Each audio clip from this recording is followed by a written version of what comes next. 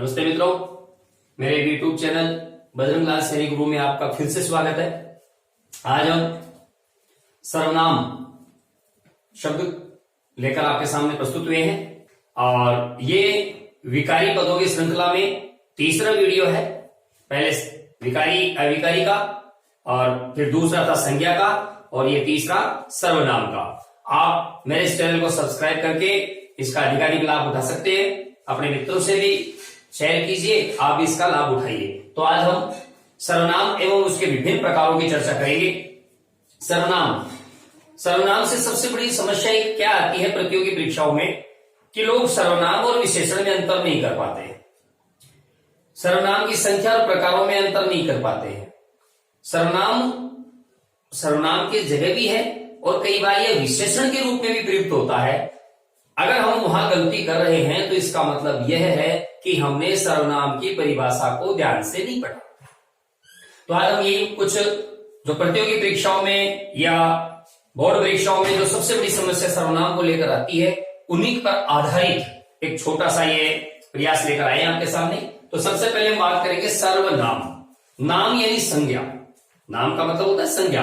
सर्व यानी सभी प्रकार की संज्ञाओं के स्थान पर जो शब्द प्रयुक्त होते हैं उनको सर्वनाम की संज्ञा दी गई है, सर्वनाम कहा गया है। तो देखिए, सबसे पहले मैं आपको एक छोटी सी बात बताऊं, इन चीजों को गौर करना होगा हमें। संज्ञा के स्थान पर, न कि संज्ञा के साथ।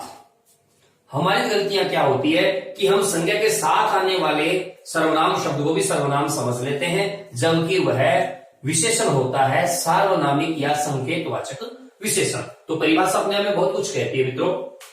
संज्ञा के स्थान पर काम आने वाले शब्दों को सर्वनाम कहते हैं। संज्ञा के स्थान पर, जैसे एक छोटा सा वाक्य लिखा मैंने कि राम अच्छा लड़का है, वह 10वीं कक्षा का छात्र है। राम अच्छा लड़का है, वह 10वीं कक्षा का छात्र है। तो राम यहां पर संज्ञा है और इसके सर्वनाम वह का प्रयोग किया गया है। तो इस दूसरे वाले वाक्यांश में जो साधारण वाक्य है उसमें कहीं पर भी ये वह अपनी संज्ञा के साथ नहीं आया है, अकेला है। क्यों? क्योंकि ये संज्ञा के स्थान पर आया है और जो संज्ञा के स्थान पे शब्द आते हैं उनको सर्वनाम की संज्ञा दी जाती है। एक ऐसा ही दूसरा उदाहरण मैं आपके सामने लिखता हूं। वह राम है जो 10वीं कक्षा का छात्र है, जो 10वीं कक्षा का छात्र है।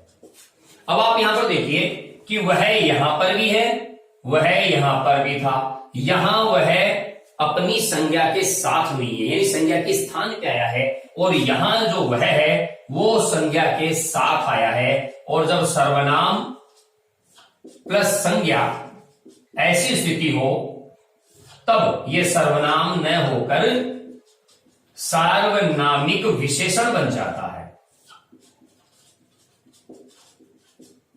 ये क्या बन जाता है? सार्वनामिक विशेषण बन जाता है। इसको हम सर्वनाम नहीं कह सकते। तो सर्वनाम और सार्वनामिक विशेषण में हल्का सा अंतर है। सर्वनाम संज्ञा के स्थान पर अकेला आता और सार्वनामिक विशेषण अपनी संज्ञा के साथ आता है। तो इस प्रकार से हमें एक गूढ़ अंतर, जो छोटा सा अंतर है, जो बहुत सारी प्रतियोगी परीक्षाओं में गलत हो जाता है, उसको हमें ध्यान में रखना है। तो हमारी बात कर रहे हैं सर्वनाम की। तो संज्ञा के स्थान पर काम आने वाले शब्दों को हम सर्वनाम कहते हैं। इसके बाद जो दो प्रश्न बनते हैं, सर्वनामों की संख्या कितनी और सर्वनामों के प्रकार कितने, दोनों में अंतर है। कई बार हम संज्ञा को प्रकार को संख्या समझ लेते हैं, जो कि गलत है। सर्वनाम की संख्या 11 है। हिंदी वर्णमाला में 11 मूल सर्वनाम होते हैं। देखिए, सर्वनाम भी है, मूल सर्वनाम, पूरक सर्वनाम। हम मूल सर्वनाम की बात कर रहे हैं। सर्वनाम की संख्या 11 है और उसके प्रकार 6 हैं। तो मूल सर्वनाम कौन कौन से हैं जिनकी संख्या 11 है? देखिए, यह, वह, मैं, हम, तुम परिवर्तित रूप है। इसका वास्तविक तू होता है। हम कई प्रार्थनाओं में भी देखते हैं, तू ही राम है, तू रहीम है, तू करीम कृष्ण खुदा हुआ। वहां पर तू कहकर प्रयोग किया है। तो तुम उसका परिवर्तित रूप है, मूल सर्वनाम तू है। फिर कौन और क्या, कौन और क्या में भी अंतर आपको देखना होगा। कौन का प्रयोग प्राणीवाचक के लिए किया जाता है, क्या का प्रयोग अप्राणीवाचक यानी पदार्थवाचक के लिए किया जाता है। जो संबंधवाचक है कुछ और कोई, यहां भी वही स्थिति है, कुछ अप्राणीवाचक है और कोई प्राणीवाचक है और आप। इस प्रकार कुल मिलाकर सर्वनाम भी 11 हैं, अर्थात हिंदी वर्णमाला में मूल सर्वनामों की संख्या 11 है। इसके बाद इनसे पूरक सर्वनाम बनते चले जाते हैं। यह और वह, यह नजदीक के लिए काम में लिया जाता है, वह दूर के लिए काम में लिया जाता है। मैं खुद के लिए, हम सब के लिए, तू किसी एक व्यक्ति को संबोधित करने के लिए। कौन प्राणीवाचक है, क्या अप्राणीवाचक है, जो संबंधवाचक है, कुछ अप्राणीवाचक है और कोई प्राणीवाचक है। आप सर्वनाम का प्रयोग 3 जगह होता है। पहला निजवाचक में मैं आप ही चला जाऊंगा, मैं आप ही ये काम कर लूंगा। दूसरा मध्यम पुरुषवाचक में आप अपना काम कीजिए, आप दूसरों के काम में टांग मत अड़ाइए। एक अन्य पुरुष में भी इसका प्रयोग किया जाता है, जैसे जयशंकर प्रसाद सरस्वती के वृद्ध पुत्र थे, आपने कई महत्वपूर्ण ग्रंथ लिखे, तो वहां पर आप जयशंकर प्रसाद के लिए आया, तो वहां पर वो अन्य पुरुष है। तो हमें केवल सर्वनाम को देखते ही टूट कर पढ़ना नहीं है कि आप मिल गया कर दो निजवाचक में, जी नहीं, आप 3 जगह प्रयुक्त होगा। तो सबका हम गूढ़ विश्लेषण आज करेंगे। तो सर्वनाम 11 हो गए संख्या में। प्रकार की जब बात की जाती है तो सर्वनाम के प्रकार होते हैं 6। कौन कौन से 6 प्रकार हैं? सबसे पहले हम बात करेंगे निजवाचक सर्वनाम। सबसे पहले हो गया निजवाचक सर्वनाम। क्या है निजवाचक सर्वनाम? निज का मतलब होता है अपना। निज का मतलब क्या होता है? अपना, अर्थात सर्वनाम का वो प्रकार जो स्वयं यानी अपने आप का परिचय देता हो। तो इसका मतलब है स्वयं के लिए प्रयुक्त सर्वनाम, ऐसा सर्वनाम जो खुद के लिए प्रयुक्त हुआ है। स्वयं के लिए प्रयुक्त सर्वनाम निजवाचक सर्वनाम है। और इसमें कौन कौन से शब्द आते हैं? निज, स्वयं, खुद और आप। ध्यान दीजिए, मूल रूप से इसमें आप का प्रयोग होता है। आपसे कैसे? मैं अपने आप चला जाऊंगा। तो अपने आप जो बने यानी खुद ही चला जाऊंगा, खुद के लिए प्रयुक्त हुआ है। तो इसका मतलब यहां अपने आप जो सर्वनाम का प्रयोग हुआ है वो निजवाचक में हुआ है। किसमें हुआ है? निजवाचक में हुआ है। वह आप ही कर लेगा। ध्यान दीजिए, वह आप ही कर लेगा। आप यानी खुद ही कर लेगा, इसका अर्थ है खुद। खुद का मतलब आप ये न समझेंगे कि मैं, क्योंकि मैं निजवाचक नहीं हूं, मैं उत्तम पुरुषवाचक हूं। खुद का मतलब होता है जो भी कर रहा है वो खुद करे, स्वयं करे, उसके लिए आपका प्रयोग किया जाता है। तो इस प्रकार से निजवाचक सर्वनाम में मूल रूप से जो सर्वनाम का प्रयोग होता है वो है आप। और इसके अलावा निज शब्द का भी प्रयोग किया जाता है, स्वयं शब्द का भी और खुद शब्द का भी प्रयोग किया जाता है। दूसरा है निश्चयवाचक सर्वनाम। निश्चयवाचक सर्वनाम। तो निश्चयवाचक सर्वनाम का मतलब होता है कि किसी प्राणी या पदार्थ की निश्चितता का बोध कराता है। किसी प्राणी या पदार्थ की, क्योंकि संज्ञा मतलब प्राणी या पदार्थ, और प्राणी या पदार्थ की जगह सर्वनाम का प्रयोग कर रहे हैं निश्चितता का बोध करने के लिए, तो वहां पर निश्चयवाचक सर्वनाम का प्रयोग किया जाता है। प्राणी अथवा पदार्थ की निश्चितता का बोध कराते हैं। कैसे? जैसे वह मेरी गाय है, वह मेरी गाय है। तो ये वह जो दूरवाचक कोई प्राणी है, दूर है वो गाय, तो यहां लिखा गया कि वह मेरी गाय है। इसका मतलब ये हुआ कि यहां पर उस गाय से मेरा निश्चय संबंध है, इसलिए हो जाएगा निश्चयवाचक सर्वनाम। निश्चय संबंध होने के कारण, क्योंकि इससे निश्चितता का बोध होता है कि वो गाय मेरी ही है, इससे निश्चितता का बोध हो रहा है। अब आप एक दूसरे उदाहरण से समझिए। ऐसा कार्य वही कर सकता है, ऐसा कार्य वही कर सकता है। वही का मतलब हो गया वह ही, अर्थात उसके अलावा दूसरा नहीं कर सकता। इससे ज्यादा निश्चितता क्या होगी? तो इसका मतलब है ये भी निश्चयवाचक सर्वनाम है।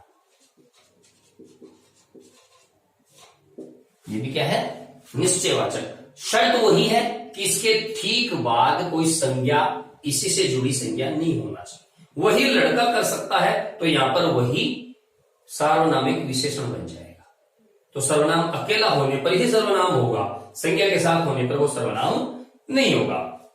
तो निश्चयवाचक सर्वनाम में आते हैं यह और वह, यह और वह, ये निश्चयवाचक सर्वनाम में आते हैं। और इनके रूप देखिए, यह के दो रूप बनते हैं, इस और इन। उसी प्रकार वह के भी दो रूप बनते हैं, उस और उन। ये दो रूप बनते हैं। यह निकटवर्ती है और वह दूरवर्ती है। मतलब ये हुआ कि यह का प्रयोग निकट के व्यक्ति, प्राणी, पदार्थ के लिए किया जाता है और वह दूर के व्यक्ति, प्राणी या पदार्थ के लिए किया जाता है। तो ये निश्चयवाचक सर्वनाम में आ जाते हैं। निश्चयवाचक सर्वनाम में एक चीज और है, अगर किसी सर्वनाम के साथ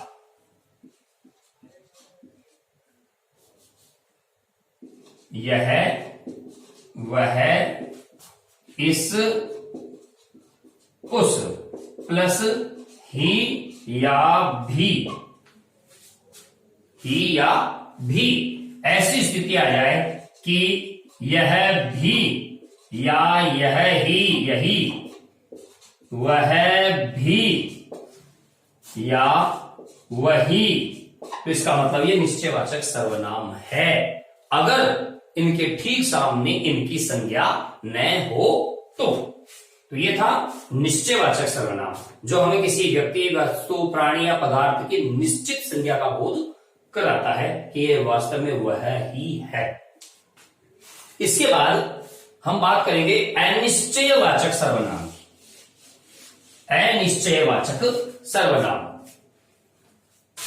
जैसे निश्चय में निश्चितता का बोध हुआ, वैसे ही अनिश्चय में हमें अनिश्चितता का बोध होगा। अनिश्चयवाचक सर्वनाम, अनिश्चितता का बोध होता है। अब अनिश्चितता का बोध होने से मतलब, जैसे मान लीजिए यहां पर कोई ये कहे कि अभी अभी इधर से कोई गया है। अब आप बताइए, ये जो कोई गया है वो कौन है? यहां पर पता है हमें? वाक्य में तो पता नहीं चलता कि वो कोई कौन है। तो इसका मतलब है ये सर्वनाम का रूप है और इस सर्वनाम का हमें पता नहीं वो कौन है, इसलिए यहां पर ये हो जाएगा अनिश्चयवाचक सर्वनाम। पानी में कुछ पड़ा है। अब पड़ा तो है, अब कुछ क्या है हमें पता नहीं है, तो ये क्या हो जाएगा? अनिश्चयवाचक सर्वनाम। तो देखिए, सर्वनाम के कुछ और भी प्रकार होते हैं, जैसे मूल सर्वनाम या यौगिक सर्वनाम। तो कई बार यौगिक सर्वनाम भी काम में लिए जाते हैं। यौगिक सर्वनाम का मतलब ये होता है कि एक से अधिक सर्वनाम मिलकर एक नया सर्वनाम बनाते हो। जैसे यहां था कुछ, यहां है कोई। जैसे यहां आ जाएगा कोई में कोई तो ऐसा होगा जो उसे जानता होगा, जो उसे जानता है। भाई कोई ना कोई तो ऐसा व्यक्ति है जो उसको जानता होगा, तो कोई ना कोई, ये कोई से ही बना, लेकिन दो कोई का प्रयोग हो गया, इसका मतलब ये यौगिक सर्वनाम हो गया। चाहे यौगिक हो लेकिन इसका प्रारूप क्या रहेगा, अनिश्चयवाचक सर्वनाम। इस कोई का एक रूप होता है किसी। किसी ने देखा तो नहीं, किसी ने देखा तो नहीं। अब ये किसी कौन है, कोई भी हो सकता है, क्योंकि किसी कोई ही है, कोई का ही परिवर्तित रूप है। अब पता नहीं चल रहा है हमें कि वो किसी कौन है, कोई कौन है, इसलिए ये भी अनिश्चयवाचक सर्वनाम हो जाएगा। ऐसे ही कुछ के साथ कुछ ना कुछ तो है, अब वो कुछ ना कुछ क्या है पता नहीं, तो यौगिक सर्वनाम भी इनका सर्वनामों का भी प्रयोग इनमें किया जाता है। तो ये था अनिश्चयवाचक सर्वनाम, जिससे हमें किसी निश्चित वस्तु, व्यक्ति या पदार्थ का पता नहीं चलता है, इसलिए इसको अनिश्चितवाचक सर्वनाम कहते हैं। अनिश्चयवाचक सर्वनाम के बाद हम पढ़ेंगे संबंधवाचक सर्वनाम, क्योंकि चौथे नंबर पे है संबंधवाचक सर्वनाम। तो संबंधवाचक सर्वनाम से क्या मतलब हुआ, ये संबंध दर्शाने का कार्य करता है।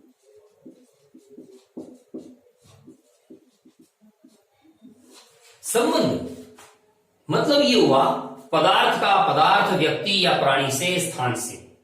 पदार्थ का पदार्थ, व्यक्ति, प्राणी या स्थान से आपसी संबंध को दर्शाता है। कैसे दर्शाता है, वैसे इसके बता दूं कि ये जो है इसको संबंधवाचक सर्वनाम कहते हैं, और इस जो का एक परिवर्तित रूप है सो, यह है सह संबंधवाचक सर्वनाम कहलाता है।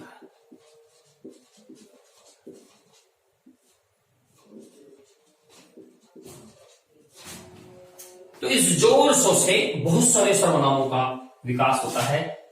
तो इस जो की बात करते हैं हम। इस जो से दो बनते हैं, एक बनता है जिस और एक बनता है जिन। थोड़े बड़े लिख देते हैं। एक तो बन गया जिस और एक बन गया जिन। अब आप संबंधवाचक सर्वनाम और बनाने के लिए इसमें कारक चिन्ह जोड़ते चले जाइए। जैसे जिसमें हमने कर्ता कारक चिन्ह जोड़ा तो ये हो गया जिसने। कर्म जोड़ेंगे तो जिसको, लेकिन ध्यान रहे सर्वनाम के साथ को का प्रयोग अशुद्ध माना गया है, तब क्या करें, तो को हटाकर एक ही मात्रा लगा दी जाती है, इसलिए इसको अशुद्ध मानते हुए हम यहां लिखेंगे जिसे। तो ये सही है और ये गलत है, अशुद्ध है। बहुत बार परीक्षाओं में पूछा गया प्रश्न है, सर्वनाम के साथ को का प्रयोग नहीं होता। हमको नहीं हमें, तुमको नहीं तुम्हें, मुझको नहीं मुझे, उसको नहीं उसे, इसको नहीं इसे, जिसको नहीं जिसे, जिनको नहीं जिन्हें, मतलब एक का प्रयोग करना होता है हमें ओ को हटाकर। तो इसी प्रकार जैसे जिसमें, जिसका, जिसकी, जिसके, जिस पर सर्वनाम के साथ कारक चिन्ह जोड़ते जाएंगे तो उसके विभिन्न रूप हमारे सामने आते चले जाएंगे। जैसे यहां पे जिन है, तो जब इसमें ने जोड़ा जाएगा तो बनेगा जिन्होंने। फिर वही जिनको की जगह जिन्हें, फिर जिसका, जिसकी, जिसके, जिससे, जिस पर, जिसके लिए, जिसके द्वारा, सब जुड़ते चले जाएंगे और बहुत सारे सर्वनामों की यहां झड़ी सी लाइन सी लग जाएगी। तो संबंधवाचक सर्वनाम कैसे संबंध दर्शाता है, इसको हम यूं समझें, यह वही सड़क है जो शहर को गांव से जोड़ती है। यह वही सड़क है जो शहर को गांव से जोड़ती है। जो ने क्या किया, इस सड़क को इससे जोड़ा। इस सड़क का संबंध इस वाक्य से दिया गया। तो ये क्या करता है, जो ऐसे जो शब्द होते हैं वो संबंध दर्शाते हैं। शब्द का वाक्य से, वाक्य का शब्द से, वाक्य का वाक्य से, शब्द का शब्द से संबंध दर्शाते हैं। तो ये जो वाक्य था इसको कहते हैं उपवाक्य। और यह वही सड़क है, ऐसा कहने से वाक्य समाप्त नहीं हो सकता, क्योंकि एक आकांक्षा शेष रहती है। कौन सी सड़क, किस सड़क की बात कर रहे हैं, तब उसका उत्तर देने के लिए संबंधवाचक सर्वनाम का प्रयोग किया जाता है, जो शहर को गांव से जोड़ती है। यह संबंध दर्शाने का काम करते हैं सारे शब्द, इसलिए इनको संबंधवाचक सर्वनाम कहते हैं। जैसे राम ही वह लड़का है जिसने पिछले वर्ष राज्य स्तरीय कराटे प्रतियोगिता में गोल्ड मेडल जीता था। जिसने, तो जिसने किसने, राम ने क्या किया था, गोल्ड मेडल जीता था। तो ये दो वाक्यों में, दो पदार्थों में आपसी संबंध दर्शाने का कार्य करते हैं, इसलिए इनको संबंधवाचक सर्वनाम कहते हैं। संबंधवाचक सर्वनाम के बाद हमारे पास आता है प्रश्नवाचक सर्वनाम। देखिए, प्रश्न और प्रश्नवाचक सर्वनाम दोनों अलग वस्तु है। सबसे पहले तो आप इस चीज को समझिए, प्रश्नवाचक सर्वनाम अलग वस्तु है और प्रश्न होना अलग वस्तु है। प्रश्नवाचक सर्वनाम होना अलग वस्तु है और प्रश्न होना अलग वस्तु है। जैसे मान लीजिए, प्रश्नवाचक सर्वनाम में दो चीजें आती हैं, क्या और कौन। क्या और कौन, कौन से दो बनते हैं, किसने और किन्होंने। किसने और किन्होने, क्या तो क्या है, तो ये प्रश्न बनते हैं। अब बात कब हम इनकी करते हैं, ये तो है प्रश्नवाचक सर्वनाम। अब जैसे हम पूछेंगे साहब कब आया, ये केवल प्रश्न है, प्रश्नवाचक सर्वनाम नहीं है। क्यों, क्योंकि ये एक तरह से प्रश्नवाचक क्रिया विशेषण की तरह कार्य करते हैं। प्रश्नवाचक क्रिया विशेषण की तरह कार्य करते हैं, न कि सर्वनाम की तरह। ये कब, कब का मतलब समय, कब का मतलब समय, समय का मतलब काल, काल का मतलब कालवाचक। ये प्रश्नवाचक कालवाचक क्रिया विशेषण के अंतर्गत आ जाते हैं। एक प्रश्न होता है कहां, कहां, कहां का मतलब स्थान, मतलब स्थानवाचक प्रश्नवाचक क्रिया विशेषण। ये केवल प्रश्न है, प्रश्नवाचक सर्वनाम नहीं है। प्रश्नवाचक सर्वनाम मूल दो ही है, क्या और कौन। बाकी किसने और किन्होंने कौन के परिवर्तित रूप है, ये स्मरण रखिएगा। प्रश्न का बोध कराते हैं।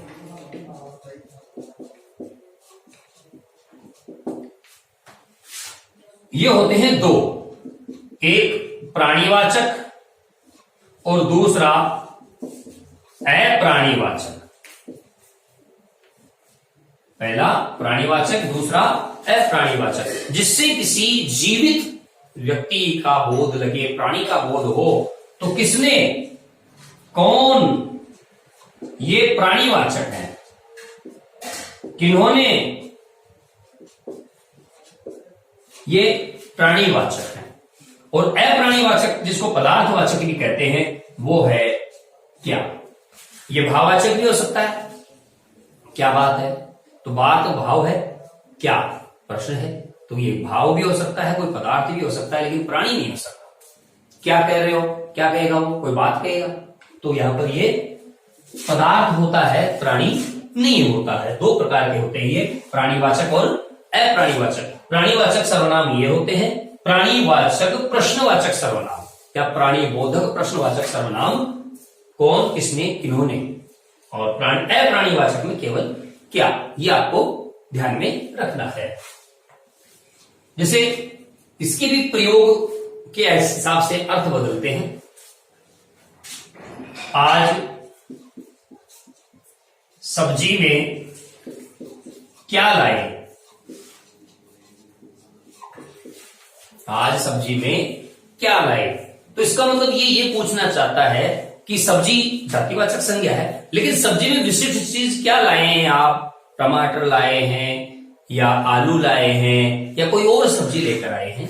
क्या लेकर आए हैं, ये इसका मतलब है। सब्जी में क्या लेके आए, और क्या लेके आए वो नहीं, सब्जी में क्या लेकर आए आप। दूसरा है, क्या आप सब्जी लाए? अब ये पूछ रहा है कि आप सब्जी लाए कि नहीं लाए।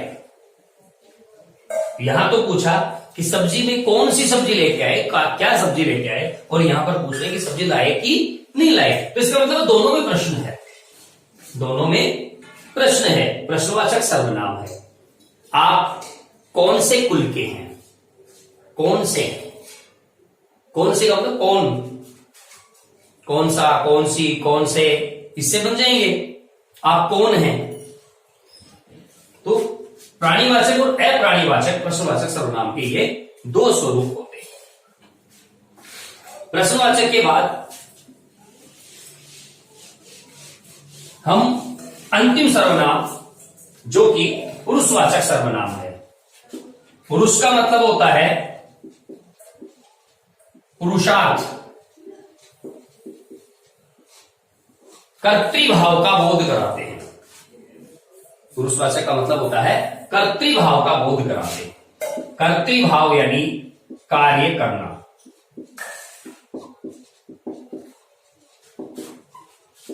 जब एक वाक क्रिया संपन्न होती है, वाक क्रिया, वाचिक, तब तीन चीजें महत्वपूर्ण होती हैं। सबसे पहले वक्ता, फिर श्रोता और तीसरा विषय। कोई भी वाचिक कार्य होता है जो कि हमारी भाषा वाचिक है, उसी का लिखित रूप हम पढ़ते हैं, वाचिक रूप सुनते हैं। तो उसमें तीन क्रियाएं होती हैं, तीन चीजें अनिवार्य हैं, वक्ता, श्रोता, विषय। अब मैं आपको अपने ऊपर उदाहरण लेकर बताता हूं। मैं वक्ता हूं, आप श्रोता हैं, सर्वनाम विषय है। मैं वक्ता, आप श्रोता, सर्वनाम विषय। तो इसका मतलब यह हुआ, वक्ता उत्तम पुरुष, श्रोता मध्यम पुरुष और विषय अन्य पुरुष जिसकी हम चर्चा कर रहे हैं। तो उत्तम पुरुष में मैं और हम, मध्यम पुरुष में तुम, जिसको हम तू कह के संबोधित करते हैं, और कभी कभी आपका प्रयोग भी आदर देने के अर्थ में, क्योंकि अपने से बड़े को हम तू नहीं कहते, अशिष्ट भाषा मानी जाती है, इसलिए हम क्या कहते हैं, फिर आप शब्द का प्रयोग करते हैं।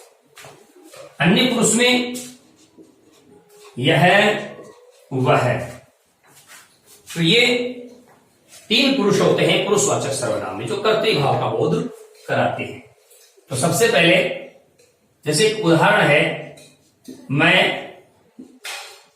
घर जा रहा हूं। तो इसका मतलब मैं उत्तम पुरुष का करता है, मैं क्या है, उत्तम पुरुष में आ जाता है।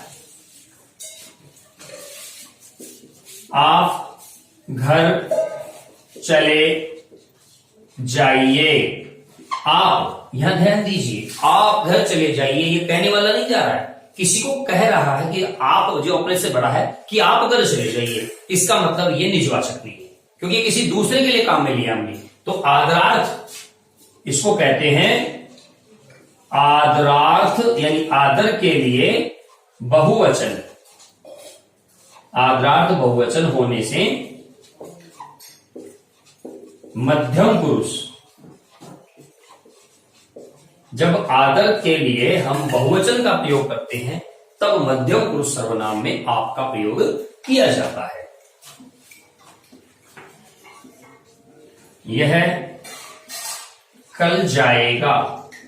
इसका मतलब यह हुआ कि यह कोई कर्ता है। कर्तृभाव मैंने अनिवार्य बताया था कि ये कर्तृभाव का बोध कराते हैं। किताबों में क्या परिभाषाएं लिखी हुई है, परिभाषाएं कई बार इतनी पेचीदा होती है कि उस तक पहुंचते पहुंचते हमारा आधा दिमाग पागल हो चुका होता है, खाली हो चुका होता है। इसलिए परिभाषा ही नहीं, हमें उसको पहचानना है। प्रतियोगी परीक्षाओं में हमें फोकस इस बात पे करना है कि तुरंत देखते ही हमें पता लग जाए कि इसमें कौन सा यह जो है निश्चयवाचक है या फिर पुरुषवाचक है। हमें पता लगना चाहिए, सार्वनामिक विशेषण है, देखते ही पता लगना चाहिए। तो इसके लिए हमें क्या करना होता है, इन सब चीजों को देखना होता है। तो यह कल जाएगा, काम हो रहा है, काम करने वाला यह है, कर्तृभाव है। कर्तृभाव होने के कारण ये अन्य पुरुष में आ जाएगा। तो इस प्रकार से पुरुषवाचक होते हैं तीन प्रकार से, उत्तम पुरुष, मध्यम पुरुष और अन्य पुरुष। मैं घर जा रहा हूं, उत्तम पुरुष है, आप घर चले जाइए, मध्यम पुरुष है, यह कल जाएगा, ये अन्य पुरुष है। तो ये सर्वनाम के जो 6 भेद हैं हमारे सामने, ये एक बार क्लियर होते हैं। अब हम बात कर रहे हैं पद परिचय की। सर्वनाम का पद परिचय कैसे दिया जाए, उस पर हम चर्चा करते हैं। सर्वनाम का पद परिचय,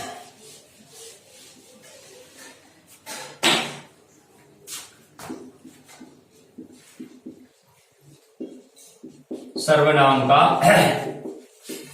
पद परिचय। नंबर 1, तो सबसे पहले देखिए आप, सर्वनाम के पद परिचय में सबसे पहले हम देखते हैं प्रकार। सबसे पहले हमें क्या लिखना होता है, प्रकार।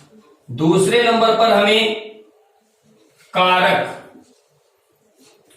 तीसरे स्थान पर हमें लिंग, फिर वचन। जब हम पद परिचय देते हैं तो हमें कोई 2 बिंदु लिखने होते हैं बोर्ड परीक्षाओं में, और प्रतियोगी परीक्षाओं में तो हमें एक एक बिंदु का ध्यान रखना होता है, एक एक बिंदु का। तो सबसे पहले एक उदाहरण लेते हैं हम। यह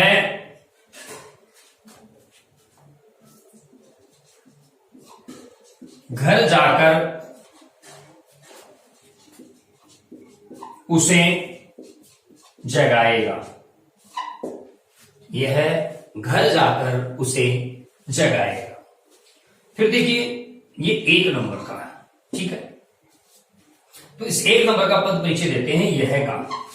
अब आप ये देखिए यह काम कर रहा है या नहीं, करता है क्या। अगर यह करता है तो अन्य पुरुषवाचक सर्वनाम है। अगर यह करता नहीं है तो यह निश्चयवाचक सर्वनाम है। यह करता नहीं है, इसके सामने संज्ञा है उसी की, तब ये सार्वनामिक विशेषण है। तो यह घर जाकर, तो इसका मतलब घर जाने का काम करेगा। काम करेगा इसका मतलब करता है, इसका मतलब यह अन्य पुरुषवाचक सर्वनाम है।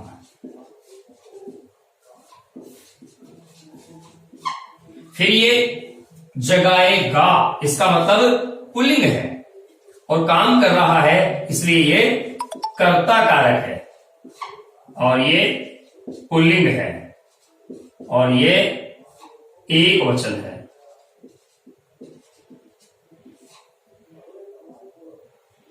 ठीक। अब दूसरा है उसे। उसे जगाएगा, उसे यानी उसको, उसे यानी उसको, तो जागेगा कौन, ये। तो इसका मतलब ये भी करता है, और अगर ये भी करता है तो इसका तात्पर्य ये हुआ कि ये भी अन्य पुरुषवाचक है, और उसे ये कर्म कारक हो गया, और ये एक वचन है। सर्वनाम सामान्यतया सर्वनाम के लिंग का पता नहीं चलता। क्यों? क्योंकि वह संज्ञा के ऊपर आश्रित होता है, पूरी तरह संज्ञा के ऊपर आश्रित होता है। अब कौन तो लड़की भी हो सकती है, लड़का भी हो सकता है।